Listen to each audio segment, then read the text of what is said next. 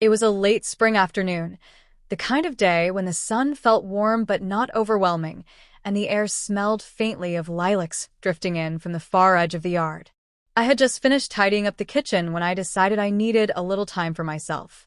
The house was quiet, my husband was still at work, and the kids were out with friends.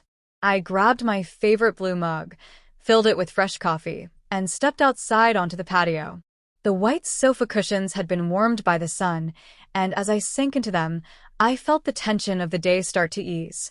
From where I sat, I could see most of the backyard, the neat rows of flowers, the vegetable patch we had started last year, and the broad expanse of green grass my husband liked to brag about. But what caught my eye that afternoon wasn't the flowers or the lawn. It was the young man working quietly near the far fence line. His name was Luke. At 29, he had been our gardener for just under a year, though gardener seemed too small a word for what he did. He wasn't just someone who mowed the lawn or trimmed the hedges. Luke had a way of bringing life back to things. Flowers we thought were gone forever would bloom under his care. Even the soil seemed richer when he tended it. I lifted my mug and called out, "Hey Luke, you've been out here for hours. Need some water?" He looked up from the flower bed he was working on, his dark green cap shielding his eyes. "I'm good, Mrs. Collins, thank you. Just want to finish this row before the sun shifts." His voice carried the same calm, steady tone it always did. I'd told him 100 times to call me Sarah, but he never did.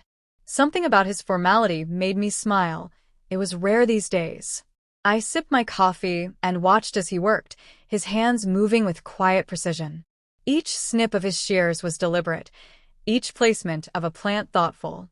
I admired people who took pride in their work. About 20 minutes passed before a gust of wind swept across the patio.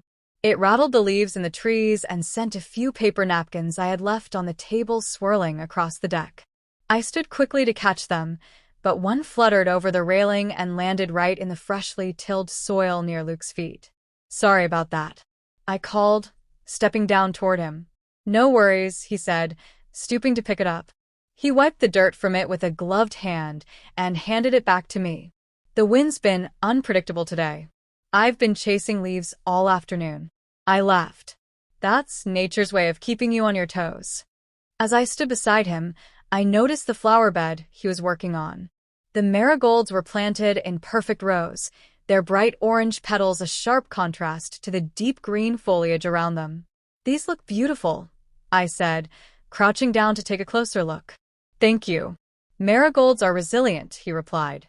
"They can handle the heat, the bugs, even a little neglect. Not everything in the garden is that forgiving."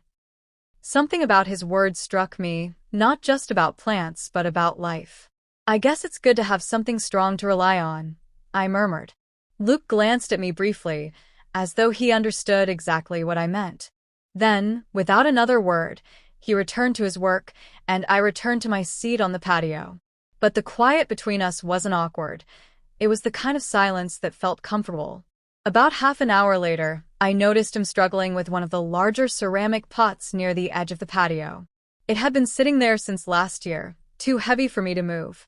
The base was cracked, and I'd been meaning to replace it. I set down my mug and walked over. "That thing's a beast," I said. "Need a hand?" Luke shook his head but smiled. "I've got it. But I could use a spotter, don't want to smash it against the railing." I stood nearby as he lifted the pot, his movements careful and deliberate. We maneuvered it to a safer spot by the steps, where he could repot the flowers without bending too awkwardly. As he worked, I noticed the care he took not just with the plants, but with every object he touched. Even the cracked pot, which I would have thrown away without a second thought, he handled as though it had value. "You know," I said, "you're probably the most patient person I've met. I'd have tossed the thing months ago." He chuckled. "Sometimes a little patience makes things last longer. You'd be surprised what can be fixed." The rest of the afternoon passed in an easy rhythm. I would sit for a while, sipping my coffee, then wander over to see what he was working on.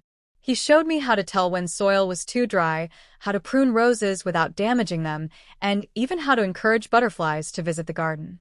At one point, a sudden gust of wind sent a spray of petals drifting through the air like confetti, and we both laughed like children.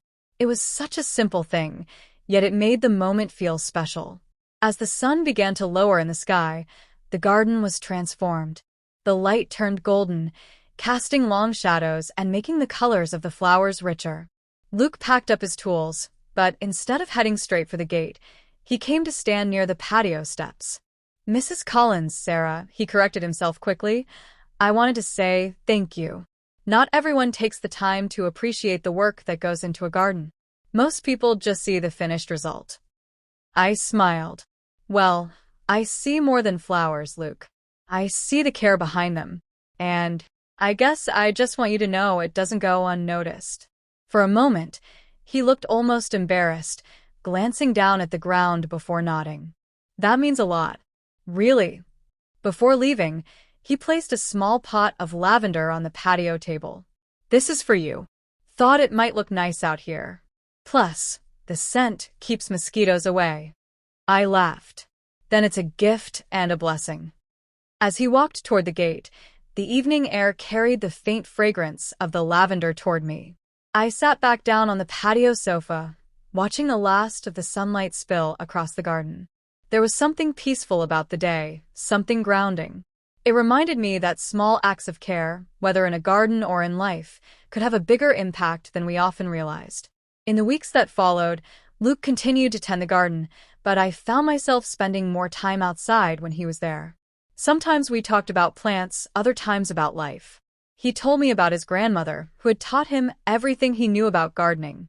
I shared stories about my kids when they were younger, and how we tried to grow tomatoes once but ended up with more weeds than vegetables. There was never anything complicated about our conversations, yet they left me feeling lighter. I realized that in a world where everything moved so fast, it was rare to slow down and truly notice the person standing in front of you. And maybe that was the real surprise that afternoon on the patio. Not the gust of wind, not the marigolds or the lavender, but the reminder that kindness and patience could grow anywhere if you gave them room.